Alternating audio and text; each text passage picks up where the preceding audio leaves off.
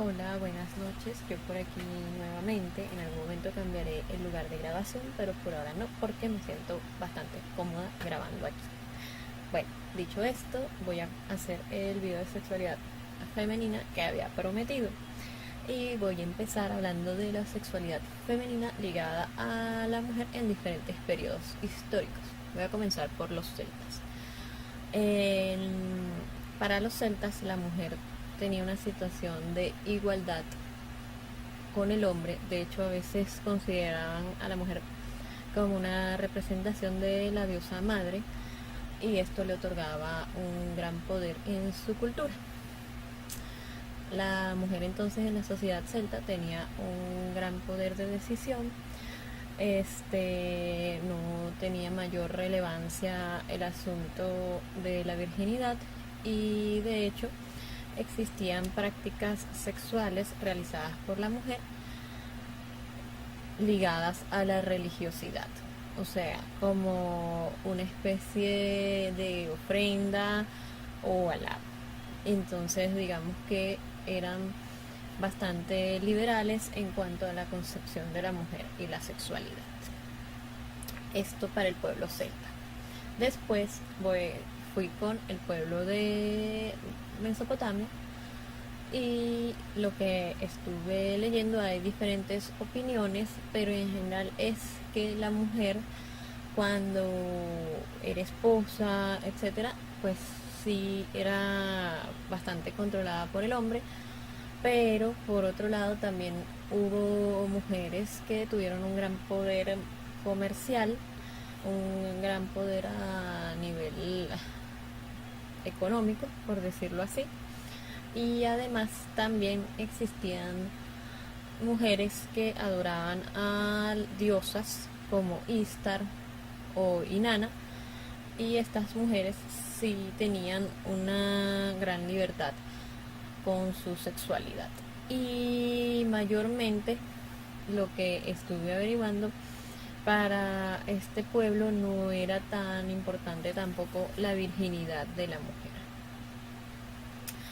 Ahora prosigo con la cultura egipcia. La cultura egipcia es una de mis favoritas, y bueno, encontramos que en ella hay una cierta división de cómo se trataba a las mujeres, también por sus clases, o si eran esclavas o de sociedad, etcétera. Pero, por ejemplo, realmente no eran tan represivos en el tema de la sexualidad de la mujer. Si la mujer estaba casada, naturalmente se le pedía fidelidad y respeto a su esposo, pero la virginidad tampoco era lo más importante. Lo que sí podía ser un motivo de rechazo es que la mujer fuera infértil. Por otro lado, la mujer en esta sociedad, aparte de que sí tenía poder sobre su sexualidad, también lograron tener algunas, las de clases más favorecidas usualmente, cierto poder económico y poder social, como por ejemplo Cleopatra, que llegó a ser faraona y llegó a tener dos eh, parejas bastante conocidas. Además, en la sociedad egipcia existían bastantes cultos a diosas mujeres como Isis, Hathor, Bastet o Sekhmet. De hecho, esto no tiene mucho que ver con el video, pero aprovecho. Y bueno, como pueden ver, este es un peluchito de Bastet, que es una de sus deidades. Por eso es que bueno, es una de mis culturas favoritas. Así que podemos concluir que para los egipcios la sexualidad de la mujer era asumida mayormente con bastante naturalidad, e incluso sí ligada también a prácticas sagradas, y le daban mucha importancia a la fertilidad de la mujer. Ahora, para continuar, voy con los griegos.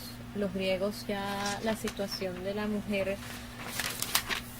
en Grecia no siempre era tan favorable. Muchas veces dependían en exceso del varón, y sí estaban un poco más limitadas en su sexualidad y también en otros aspectos. Sin embargo, encontramos un grupo de mujeres que se llamaban las etarias, que eran como cortesanas, es la verdad, pero estas mujeres tenían derecho a educarse, a participar de actividades que participaban exclusivamente los varones y podían decidir libremente sobre su sexualidad, así como sobre su manejo del dinero. Además, eran permitidas en los simposios y su opinión sobre ciertos temas, a veces filosóficos o de política, era una opinión valorada. Ahora voy rápido con una época ya un poco más moderna, más cercana, que es del siglo XV aproximadamente al siglo XIX. Fue una época de mucha oscuridad, ya que la interpretación de la iglesia acerca del cristianismo hace ver la sexualidad de la mujer como un pecado, como algo oscuro. Se empieza a relacionar el cuerpo de la mujer y sus atributos y eso al demonio. Sin embargo, ya hacia el siglo XIX las mujeres retoman cierto poder, bien sea como esposas y madres, y también en la figura de las cortesanas, ya que éstas podían igual manejar su dinero, tener su libertad sexual o su vida sexual, digamos, más o menos como ellas quisieran, y además también tenían una educación similar a la del hombre. Y para finalizar esta parte, ya hacia finales del siglo XIX se empiezan a dar los estudios sobre la histeria, sobre algunas conductas supuestamente típicamente femeninas, y entonces empieza a haber como un nuevo redescubrimiento de la mujer y poco a poco a irse aceptando más la sexualidad femenina. Voy con los dos trastornos de la sexualidad femenina que causan más curiosidad, sobre los que quizás la gente a veces pregunta más o indaga más, que son la frigidez y la ninfomanía. La frigidez es conocida como la falta de gusto o de placer que tiene una mujer en la relación sexual, es decir, la mujer no encuentra un placer o un goce en la actividad sexual. Las causas de la frigidez pueden ser diversas, y por cierto hay quienes dicen que la frigidez fisiológica como tal no existe, pero bueno, las causas como tal pueden ser la diabetes, algunas otras enfermedades, el estrés crónico, y las causas, la frigidez psicológica, que es por ejemplo derivada de repente una educación sexual muy represiva, en la que la sexualidad es mala, es pecado, etcétera. Y esto produce como un bloqueo, así como también la frigidez que viene producto tristemente de abusos o violaciones sufridas por la mujer. El problema con la frigidez, que la mujer de repente si quiere a su pareja, quiere a ese hombre con el que está, de verdad le gusta, lo quiere, le parece atractivo, pero no logra encontrar un disfrute sexual. Mitos acerca de la frigidez. A veces le dicen frígida a cualquier mujer que simplemente es de un carácter más frío, pero no es frígida sexualmente. O también algunos hombres a veces piensan que una mujer es frígida porque a lo mejor no les para, porque no gusta de él simplemente, o piensan que una mujer es frígida porque a lo mejor no les gustan las prácticas sexuales que a ese hombre le gustan, y esto no es así. Esto no tiene nada que ver con el concepto de frigidez. La ninfomanía es la compulsión sexual. De hecho, se le decía ninfomanía por las ninfas de la mitología, pero actualmente se conoce como adicción sexual femenina, y eso es una compulsión hacia el sexo, como si fuera hacia la comida, hacia el alcohol, o hacia alguna droga, o hacia alguna sustancia. Las causas de la ninfomanía pueden ser algunos desequilibrios en los niveles de serotonina y de dopamina en el cerebro. También puede haber causas por algún trastorno en los niveles hormonales. También puede ser una posible causa algunos trastornos de personalidad, no siempre. Y también pueden ser causas de este tipo de conducta, depresiones o ansiedades muy fuertes. El problema, bueno, que la persona realmente no es que esté disfrutando y encantada de la conducta sexual que está teniendo, sino que más bien muchas veces le genera preocupación o vergüenza o le interfiere con el desarrollo de sus actividades normales. Mitos. A veces se cree que una mujer que simplemente disfruta de su vida sexual, que es segura de sí misma, que ha aprendido a autoconocerse o a pedir lo que quiere, es ninfómana, y esto no significa ninfomanía, no tiene por qué representar ninguna compulsión hacia el sexo. Ahora concluida la explicación de los trastornos de la conducta sexual femenina, voy a pasar a explicar las etapas de la excitación sexual femenina.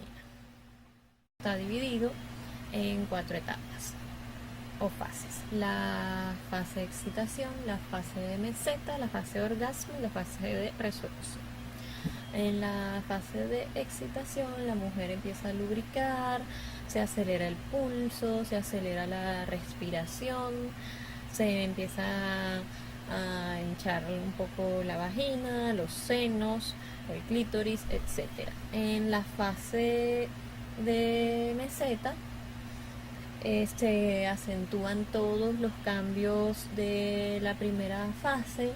El clítoris comienza a llenarse de sangre por dentro, los labios de la vagina empiezan a hincharse y pueden cambiar ligeramente de color. Después viene la fase de orgasmo, en la que la mujer tiene una serie de contracciones más o menos voluntarias y llega a, digamos, su pico de placer. Esa es la fase de orgasmo. Y finalmente la fase de resolución.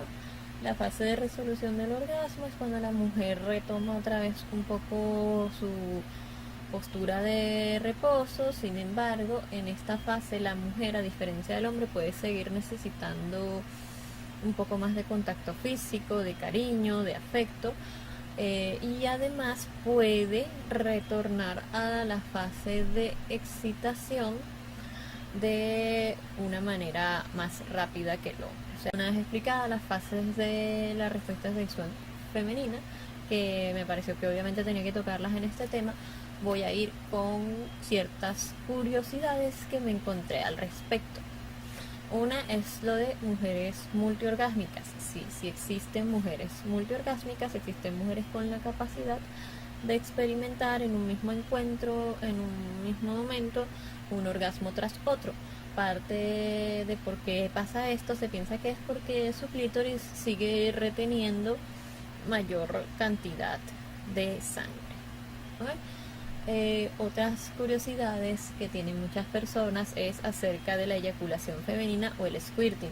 Muchas mujeres sí eyaculan de una forma similar a la que lo hace un hombre, e incluso un líquido bastante similar, pero puede ser simplemente como una forma de acabar, no tiene por qué ser squirt. El squirt es cuando pasa esto, pero además sale como disparado, como una especie de chorro. Las dos condiciones existen, o sea, el squirting o simplemente mujeres que acaban, vamos a decir, que tienen una eyaculación similar a la de un hombre. Una última curiosidad que encontré acerca de esto, de la sexualidad femenina, el cocomordán, o conocido por ahí popularmente como cangrejera. El cocomordán consiste en unos como apretones, como una serie de masajes que puede darle la mujer al hombre con la vagina en el pene durante el acto sexual. Se dice que estas contracciones pueden ser aprendidas realizando los ejercicios de Kegel, pero también en algunas mujeres esto se da de una forma bastante natural. Es como el movimiento que se hace al querer aguantar las ganas de orinar, pero de una forma que masajea el pene de la pareja. Finalmente, y para cerrar, espero que el video haya sido de su agrado. Yo aún no soy experta en estos temas, pero espero que les haya sido útil y que les sea provechoso. Y para culminar, sí me gustaría hablar de dos cosas relacionadas a la sexualidad femenina que me parece muy grave que aún continúen pasando, y es el tráfico ilegal de mujeres con fines sexuales, ya que esto deja graves secuelas psicológicas en la mujer, y la ablación del clítoris femenino, que es una práctica que se da en algunos países de África por algunos motivos culturales y religiosos, que consiste en extirpar el clítoris de la mujer para que ésta no sienta ningún placer. Y es algo que usualmente, aparte de ser cruel, se hace sin eh, higiene. Entonces quería cerrar con el mensaje de que para que la sexualidad femenina sea bonita y todo lo relacionado a esta sea un proceso satisfactorio, la mujer debe ser dueña de su mente y cuerpo y de lo que quiere hacer con esta. Que tengan buenas noches.